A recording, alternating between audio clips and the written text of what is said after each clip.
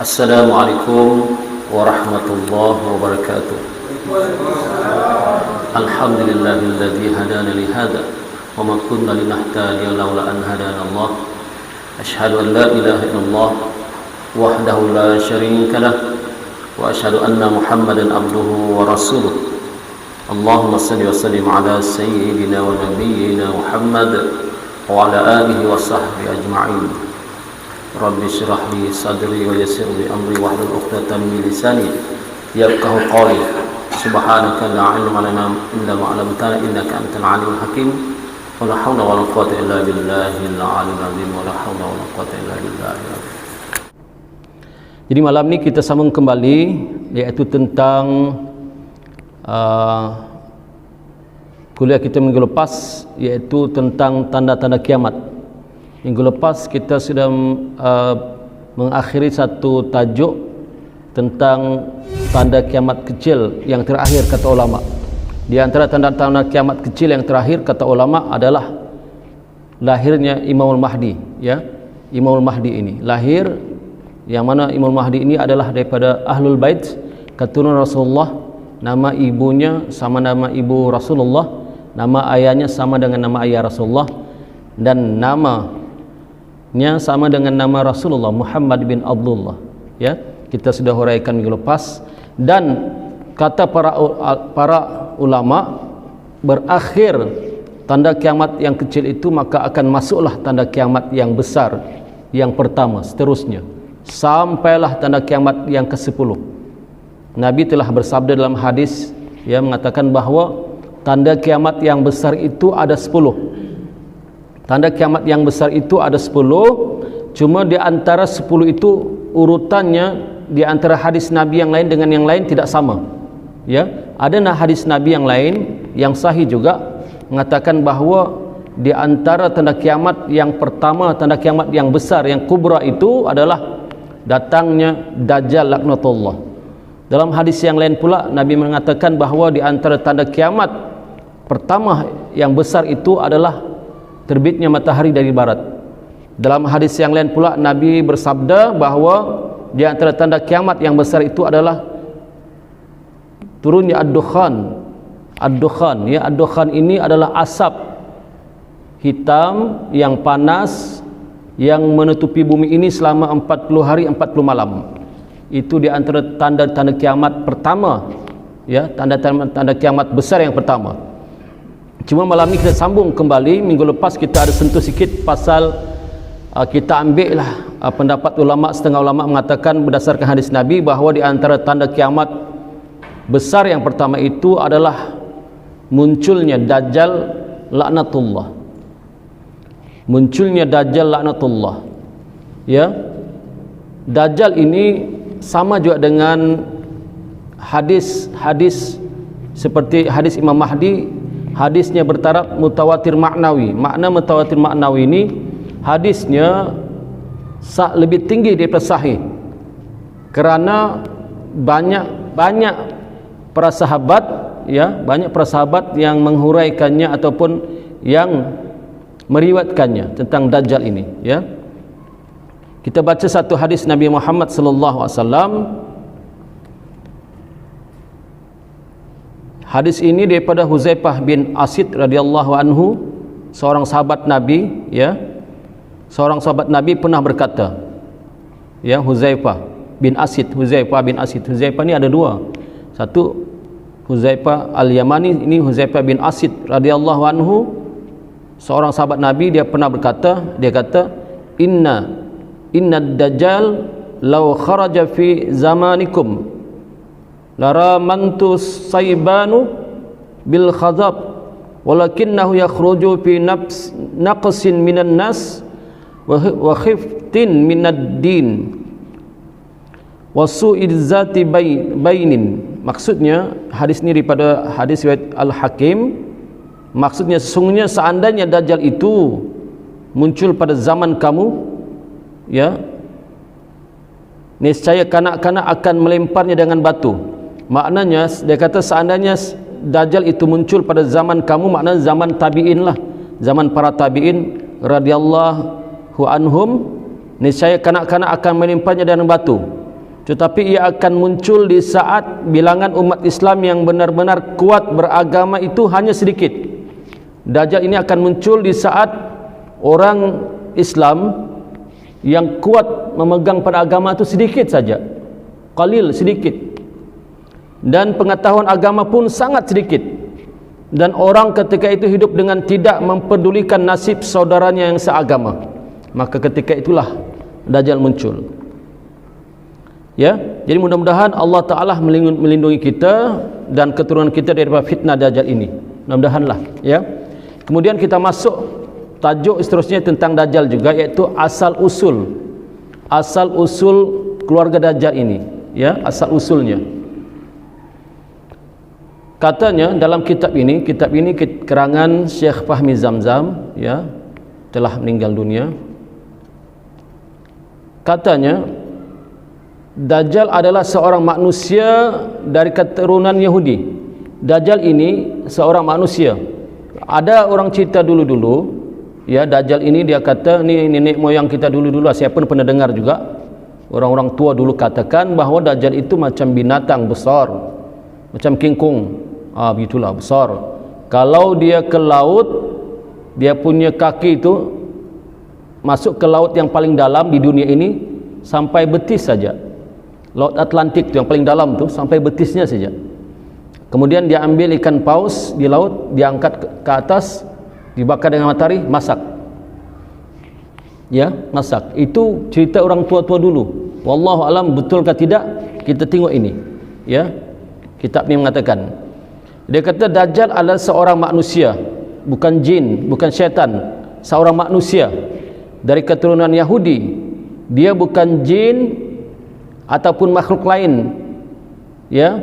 Kemudian dia ini adalah manusia yang minal munzarin, maknanya manusia yang dipanjangkan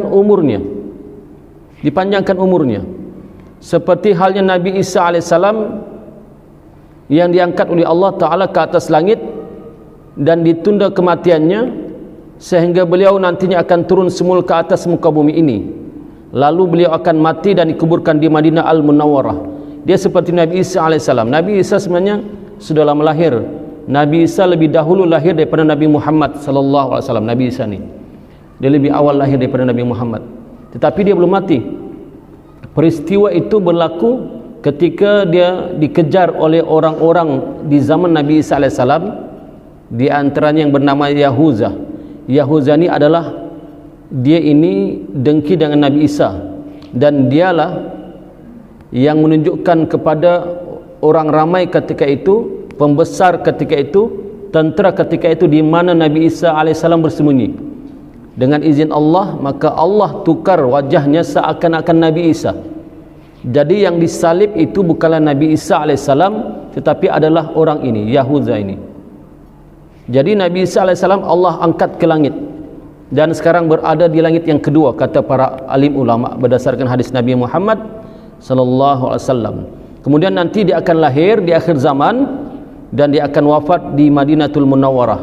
Jadi kalau tuan-tuan panjang umur, kalau kita panjang umur, insya-Allah kita akan jumpalah Nabi Isa alaihissalam kalau kita panjang umur.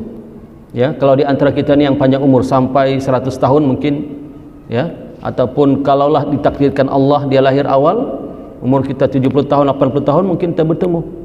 Kalau tidak pun mungkin anak-anak kita, adik-adik kita, kan, ataupun cucu cicit kita akan bertemu dengan ini. Ini pasti.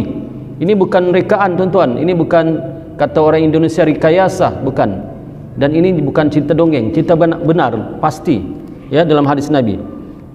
Kemudian ayahnya adalah seorang yang tinggi dan gemuk. Ayah Dajjal ini seorang yang tinggi. Sudah tinggi, gemuk lagi. Artinya tinggi gemuk itu cantik ke tidak? Hodoh, kan? Tinggi, gemuk, hodoh. Ya. Hidungnya seperti paruh burung. Hidungnya seperti paruh burung. Tahu paruh burung? Mancung tajam. Nah, orang-orang Yahudi memang begitu kebanyakannya hidungnya. Sedangkan ibunya pula seorang perempuan gemuk dan banyak dagingnya. Subhanallah, pun hodoh. Gemuk dan banyak daging. Gemuk banyak daging ni tidak cantik lah. Cuba tengok. Banyak lemak di kaki, di betis, di paha, di tangan. Banyak lemak. Cantik ke tidak? Kedua payudaranya besar. Ini dalam kitab, saya baca ni. Kedua, payudaranya besar. Dan menurut Imam Al-Barzanji, ada pendapat yang mengatakan bahawa asal keturunan bapanya ialah dari seorang dukun Yahudi. Bapa Dajjal ni seorang dukun Yahudi. Dukun ni macam dukun santit begitulah, bomo-bomo santit, dukun santit, ya, yang dikelilingi dengan syak. Manakala ibunya pula adalah dari bangsa jin. Nah, subhanallah. Ia hidup di zaman Nabi Sulaiman alaihissalam dan mempunyai hubungan dengan makhluk-makhluk halus. Biasa dukun-dukun ni, yang dukun yang terkenal ni, yang beramal dengan santit ni, dia memang ada berhubung dengan makhluk halus di kalangan jin. Dukun-dukun ni, yang dukun santit ni kebanyakannya, dia ada berhubung dengan jin. Kalau di Malaysia ni kita kurang nampak lah. Saya pun tak berapa nampak dukun-dukun di Malaysia. Ada tapi mungkin kita tidak cari. Mereka ni beramal di tengah hutan, dalam hutan, ya, siang malam memuja syaitan, jin dan sebagainya. Akhirnya jin bagi mereka anugerah. Mereka dapat ilmu luar biasa, ilmu tenaga dalam luar biasa, ilmu santit dan sebagainya lah. Nah, itulah dia punya keturunan. Kemudian dia kata dia hidup di zaman Nabi Sulaiman alaihissalam dan mempunyai hubungan dengan makhluk halus. Lalu Nabi Sulaiman alaihissalam akhirnya ia ditangkap dan dimasukkan ke dalam penjara. Di zaman Nabi Sulaiman, keturunan Dajjal ni, di zaman Nabi Sulaiman keturunan Dajjal sudah ditangkap dan dimasukkan dalam penjara. Walau bagaimanapun kelahiran dan kehidupannya di masa kecil tidak dapat diketahui dengan jelas. Namun sudah pasti ia adalah dari keturunan Yahudi. Tidak jelaslah bagaimana kehidupan Dajjal masih kecil. Ya, ini dalam kitab ini mengatakan bahawa kehidupan masa kecil Dajjal tidak diketahui dengan jelas. Ya. Begitu pula kehidupannya sebelum ia dirantai di sebuah pulau. Dajjal ni dalam hadis yang lain, hadis riwayat Tamim Ad-Dari, dia ini dirantai di sebuah pulau. Dirantai dia di sebuah pulau. Ada hadisnya yang panjang, ya. Ada hadis yang panjang. Itu nanti kita baca kemudianlah, panjang hadis itu. Dan pulau itu tempat transitnya dan tidak dapat diketahui juga dengan jelas di mana ke pulau itu. Ada sebahagian penulis yang cuba mengaitkan kehidupan awal Dajjal ini dengan Musa Samiri. Ada juga dikatakan dengan Musa Samiri yang memfitnah umat Nabi Musa alaihissalam. Di zaman Nabi Musa ada nama manusia yang bernama Musa Samiri yang hidup di zaman Nabi Musa alaihissalam, yang mana Musa Samiri ini menyembah anak lembu. Panjang ceritanya, menyembah anak lembu kerana mengikut setengah riwayat mengatakan bahawa Samiri ini satu masa dia nampak, ya, malaikat Jibril alaihissalam, nampak malaikat Jibril. Kemudian malaikat Jibril itu memijak pasir bekas malaikat Jibril pijak itu diambilnya, dimasukkannya ke dalam patung, yang patung itu menyerupai lembu. Bila dimasukkan dalam patung menyerupai lembu, akhirnya lembu itu boleh bercakap. Sebab itulah dia dianggap oleh orang-orang di zaman Nabi Musa sebagai orang keramat, orang sakti, orang hebat. Akhirnya dia mengaku sebagai pemimpin Samiri ini, ya. Kemudian ia merupakan Dajjal ini merupakan daripada keturunan Yahudi, ya, yang pure, yang asli. Kemudian Musa Samiri memang seorang penjahat besar. Musa Samiri ini di zaman Nabi Musa alaihissalam seorang penjahat besar, ya. Tetapi ia bukan Dajjal. Kalau ia Dajjal, sudah tentu ia telah dilawan habis-habisan oleh Nabi Musa alaihissalam, kerana kesemua nabi-nabi telah mengingatkan kaumnya akan fitnah Dajjal. Semua nabi-nabi telah mengingatkan kaumnya akan fitnah Dajjal. Jadi ada ulama mengatakan bahawa Musa Samiri ini bukanlah Dajjal, walaupun dia hebat, sakti dan sebagainya, ya, bukan. Sebab itu di zaman Nabi Musa alaihissalam, ya, tidak dilawan ataupun tidak dihancurkan oleh Nabi Musa alaihissalam, dan adalah dianggap sebagai satu kelemahan seandainya Nabi Musa alaihissalam mengetahui Musa Samiri itu sebagai Dajjal, lalu yang membiarkannya begitu saja. Andai katalah Musa Samiri itu Dajjal, maka satu kelemahan bagi Nabi Musa alaihissalam, kenapa dia tidak membunuhnya awal-awal. Begitu. Dan kalaulah dikatakan bahawa Dajjal hanya akan bertarung dengan Nabi Isa alaihissalam dan nabi-nabi yang lain, tidak akan berbuat apa-apa dengannya. Dan kalaulah hadis mengatakan bahawa Dajjal itu akan bertarung dengan Nabi Isa, maka sudah tentulah juga nabi-nabi yang lain tidak ingin bertarung atau membunuhnya. Kemudian dalam satu hadis yang lain dari hadis riwayat Ibnu Majah, maksudnya seandainya Dajjal keluar dan saya, yakni Rasulullah sallallahu alaihi wasallam, masih berada di kalangan kamu, maka akulah yang berhadapan dengannya bagi mewakili bagi setiap orang Islam. Kata Nabi, andai katalah Dajjal itu keluar sedangkan Nabi berada di kalangan kita ni, masih ada sekarang, maka Nabilah yang berhadapan dengan Dajjal laknatullah itu. Tapi tuan-tuan, seperti mana kita sebut minggu lepas, kita di zaman kita sudah tidak ada Nabi, ya, di masa kita ini. Yang ada para alim ulama, dan para alim ulama pun ada yang terbahagi kepada dua. Satu ulamaul amilin, ulama yang beramal dengan ilmunya. Satu ulama su, ya, ulama dunia. Jadi hendaklah juga kita mencari ulama yang beramal dengan ilmunya. Ada ulama tetapi tidak beramal dengan ilmunya. Banyak dia menceritakan tentang Islam macam-macam, tapi dia sendiri tidak mengamalkannya. Maka ini dikatakan ulama su, ulama dunia. Hendaklah kita mencari ulama ul-amilin, ulama yang mengamalkan ilmunya. Dan tuan-tuan, untuk mencari ulama pun di akhir zaman ini payah, kerana banyak sudah di kalangan ulama-ulama yang meninggal dunia, yang wafat. Dan ini adalah di antara tanda-tanda kiamat juga, ya, bila Allah angkat ilmu dengan mematikan para alim ulama. Di antaranya pengarang kitab inilah, ya, Syekh Ahmad Fahmi Zamzam ni telah meninggal dunia, wafat dah, ya. Kemudian hadis yang lain mengatakan Dajjal itu sudah pasti akan keluar di zaman kamu. Kata Nabi, Dajjal itu sudah pasti akan keluar di zaman kamu. Zaman kamu itu siapa? Zaman kita lah, umat akhir zaman, umat yang paling kerdil di akhir zaman, ya, yang paling banyak fitnah di akhir zaman, zaman kita ini. Perkataan ini membawa arti bahawa Dajjal belum keluar. Maknanya Dajjal sekarang, Dajjal ni belum keluar lagi, ya.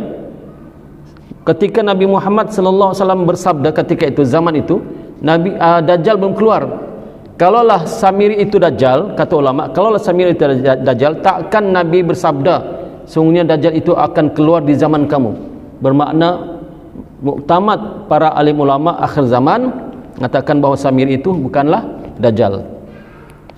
Kemudian kita masuk sifat-sifat badannya, sifat-sifat badan Dajjal untuk kita kenal lah, ya, bagaimana Dajjal ni, ya. Jangan pula kita nampak sifat-sifat ni nampak orang itu, ni Dajjal ni, yang bukan. Ada beberapa ciri perwatakan Dajjal yang disebutkan dalam hadis-hadis Rasulullah sallallahu alaihi wasallam. Di antaranya ialah dia adalah seorang yang kelihatannya masih muda. Nah, masih muda, kelihatan masih muda. Berbadan besar dan agak kemira-mirahan. Badannya besar dan agak kemira-mirahan. Alhamdulillah, selamat kita tiada. Badan kita ada kemira-mirahan kah, tuan? Tidak kan? Badan kita kecoklat-coklatan, kehitam-hitaman. Ini badannya kemira-mirahan. Bermakna orang yang badan kemira-mirahan ini siapa? Tentulah daripada bangsa Arab di sana. Kemira-mirahan. Bangsa Arab ni banyak, bukan Arab Saudi saja. Iraq bangsa Arab, Iran bangsa Arab, ya. Parsi itu banyakannya ada orang Arab juga. Rambutnya keriting dan tebal, kelihatan di belakang seolah-olah dahan kayu yang rimbun. Rambutnya keriting dan tebal. Rambutnya keriting dan tebal, ya, seolah-olah dahan kayu yang rimbun. Dahan kayu yang rimbun macam mana tu? Keriting, tebal, macam dahan kayu yang rimbun. Wallahu alam lah. Masing-masing boleh bayangkanlah, imagine masing-masing bagaimana tu. Dan tanda yang paling jelas adalah, tanda Dajjal paling jelas ada dua, ya, kata ulama. Pertama, buta matanya yang kanan. Buta mata yang kanan dan kelihatan seperti buah kismis yang kecut. Mata yang kanan buta seperti buah kismis yang kecut. Maknanya tidak berfungsi. Manakala mata kirinya pula tertonjol keluar kehijau-hijauan berkelip-kelip laksana bintang. Jadi kedua-dua matanya adalah cacat. Dajjal ni matanya dua cacat. Mata kanan buta, mata kiri keluar macam anggur tu, ya, membesar begitu, berkelip-kelip. Jadi mata kiri nampak, mata kanan tidak nampak. Ada ulama yang menghuraikan begini. Dia kata, kenapa mata kanannya buta? Kerana dia tidak pernah melihat akan kebaikan. Dia cuma dapat melihat kejahatan-kejahatan, keburukan-keburukan saja. Kanan kan dianggap seperti perkara baik, kiri perkara tidak baik. Sebab itu mata kirinya terbuka luas, mata kanannya buta. Yang kedua, tanda yang kedua, yang paling ketara lah, ada dua tadi. Pertama mata buta, yang kedua ada tertulis di dahinya tulisan kaf fa ra. Kaf fa ra ni bahasa Arab, bahasa Jawi, tulisan Jawi dicampurkan, digabungkan jadi kafir. Artinya kafir. Tulisan ini dapat dibaca oleh setiap orang Islam, baik yang boleh membaca ataupun tidak. Tulisan ini dapat dibaca oleh setiap orang Islam, baik yang boleh membaca ataupun tidak. Cuma ada ulama menghuraikannya, maknanya begini. Tulisan kaf fa ra di dahi Dajjal itu akan dapat dibaca oleh orang Islam yang tahu membaca atau tidak. Tapi ulama menghuraikan maknanya begini, akan dilihat oleh orang-orang Islam yang hatinya bersih sahaja. Yang hatinya bersih, yang dia nampak dalam mata batinnya tulisan kaf fa ra itu. Tetapi orang Islam yang hatinya tidak bersih, dia tidak akan nampak tulisan kaf fa ra. Sebab itu di akhir zaman banyak juga yang bukan yang orang Islam yang terikut dengan Dajjal. Kenapa dia terikut? Sebab dia tidak nampak tulisan tu. Dia orang Islam tapi terikut dengan Dajjal kerana dia tidak nampak tulisan kaf fa ra itu. Iaitu kata ulama, hanya orang yang bersih hatinya yang nampak. Mata batinnya bersih dia nampak. Iaitu kalau ada alim ulama yang mata batinnya bersih, kita tanya dia, apakah itu Dajjal? Kalau dia kata itu Dajjal, confirm lah, sebab dia nampak tulisan kaf fa ra itu. Kalau semualah yang hatinya tidak bersih pun nampak, kenapa orang Islam ramai yang terikut dengan Dajjal di akhir zaman? Laki-laki, bahkan wanita lagi ramai. Mengikut hadis riwayat At-Tabrani, kedua tanda ini kata Nabi dalam hadis, baru tanda ini akan muncul, tanda itu akan muncul setelah Dajjal mengaku Tuhan. Tanda ya, kaf fa ra, kafir dan mata buta tu muncul setelah Dajjal ini mengaku Tuhan. Sebelum itu tak muncul lagi.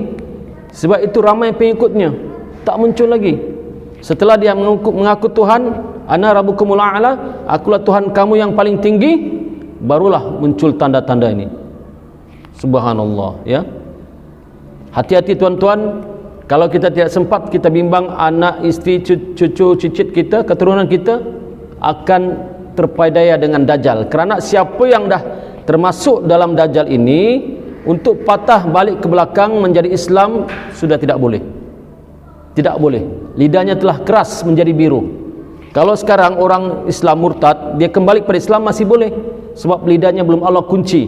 Tapi bila dia sudah terikut dengan Dajjal, maka lidahnya akan Allah kunci, tak boleh patah balik, sekalipun dia seorang ulama. Sebab itu dalam hadis yang lain Nabi berkata, ketika Dajjal muncul, ikatlah anak dan isteri kamu di rumah, jangan bagi jumpa, dan jangan ada kalian yang berjumpa dan ingin berjumpa dengan Dajjal. Kerana siapa yang berjumpa, sekalipun dia alim ulama, akan terpedaya dengan teknik dan kesaktian ataupun istidraj yang Allah anugerahkan kepada Dajjal ni. Subhanallah ya. Minta kita jauhkanlah jauh-jauh supaya kita dan keturunan kita tidak bertemu dengan Dajjal. Sebab itu ada setengah orang berdoa supaya dimatikan dia sebelum Dajjal muncul, sebab dia takut nanti terpengaruh dengan Dajjal ya. Tapi kalau boleh kita doakanlah kepada Allah, ya Allah, matikan kami dalam keadaan mati syahid, itu yang bagus. Matikan kami dalam keadaan mati syahid. Kerana orang yang berdoa memohon mati syahid, tiba-tiba tidak syahid, maka dia akan dapat pahala syahid. Kemudian mohon pada Allah mati husnul khatimah, mati yang baik, kesudahan yang baik, mati dapat mengucapkan dua kalimat syahadah. Orang yang mati begini selamat dia tuan-tuan, selamat dia sebagai orang Islam, orang beriman, selamat daripada siksa alam barzah, selamat nanti meniti titian siratul mustaqim, dan ada harapan masuk ke syurga. Tetapi kalau orang itu mati ya tidak beriman kepada Allah, maka buruklah kesudahannya, masuk ke alam barzah, satu alam penantian, dia akan disiksa situ sebelum berlaku hari kiamat. Alam barzah ini tuan-tuan adalah alam penantian sebelum manusia itu menuju ke alam akhirat sementara menanti hari kiamat berlaku. Sebab itu ya, roh-roh para nabi daripada Nabi Adam AS sampai sekarang ini masih berada di alam barzah, belum masuk akhirat lagi, masih berada di alam barzah. Kalau kita mati beriman, mudah-mudahan amin insya-Allah, kita mati beriman, satu masa nanti kita akan bertemu dengan, kalau direzekikan oleh Allah, kita akan dapat bertemu dengan roh-roh orang saleh di alam barzah, bahkan roh-roh para nabi.